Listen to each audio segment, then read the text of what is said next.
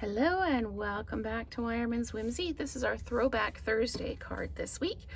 Still using the Stippled Roses stamps, and in this case we're only using the stamps. We're not using any dies, but I have pulled the Brick and Mortar folder off my retired shelf. It is one of my favorites, so I've pulled it off the shelf to use for this card. And this one, again, super simple. I've already stamped the greeting in Berry Burst, and this is a 3/8 piece of basic white and a 1/2 inch piece of Berry Burst underneath. This is a great way to use up your scraps when you're trimming paper down. And we've got this one I did on a bubble bath background. This one I'm going to do on the basic gray background, and we can see which one we like better.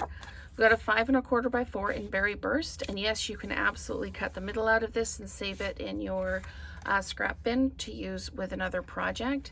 And then we have got a 5 by 3 3/4 for the card front. Let me just pop that down there like that. So this piece in basic white is 5 by 3 3/4, so that'll pop over top like that. So what we're going to do, just pop this over here so that you can see it. There we go. We are going to just blend the background a little bit. We don't need it super dark, but we're just going to come from the inside and work our way out to the middle to outer edges. And there is no kind of wrong way to do this. You can put as much color on or as little, and if your favorite colors are different, if they're, if you want to go more with the orangey tones and go with, say, a Cajun craze and then do the basic gray on the outside, that, or on the stamp, that would certainly work. So got lots of nice color on there.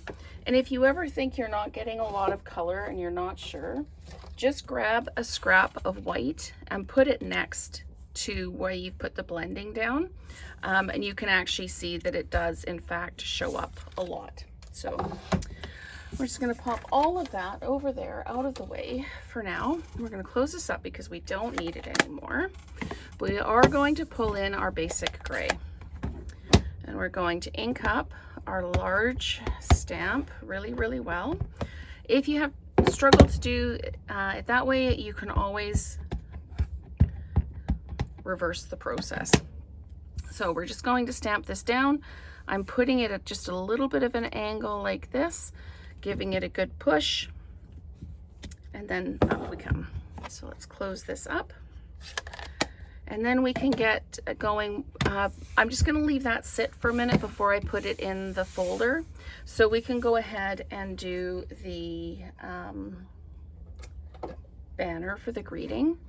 And I'm just going to add just a little bit of adhesive onto this piece.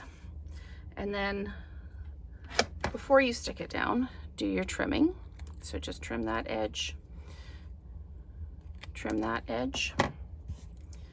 And then you can just pop it down on your mat like that, and then you can trim it.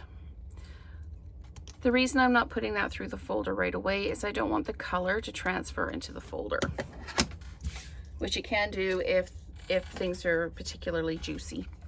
So let's pop this through the folder now.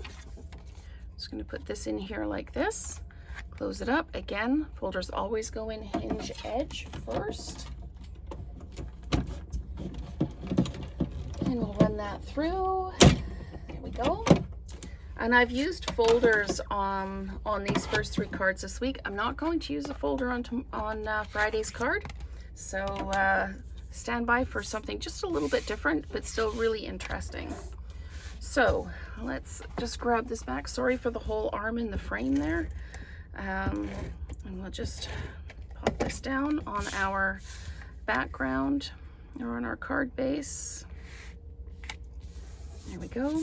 And then we're just going to put adhesive all around the edges of this one so they don't lift like this. There we go. And then we will make sure we're putting this the correct way up. There we go. And equal side, top and bottom. There we go. And we are going to dimensionalize this piece. And I had my dimensionals out, but apparently I have put them away. So we're just going to pop 3. You could probably fit a regular size dimensional on the back of here, but we'll just use our little ones like this. So best birthday wishes, we're just going to pop it down in the corner like that, and I'm just going to pick it up, and we are straight, so we're good. And I've got some of the tinsel gems. We're just going to pop the pink ones on. I think these are supposed to be pretty in pink, but I like them here. When you put them down on the areas that you've used the ink and blending brush on, they almost go transparent, but they really do just pick up that color just nicely.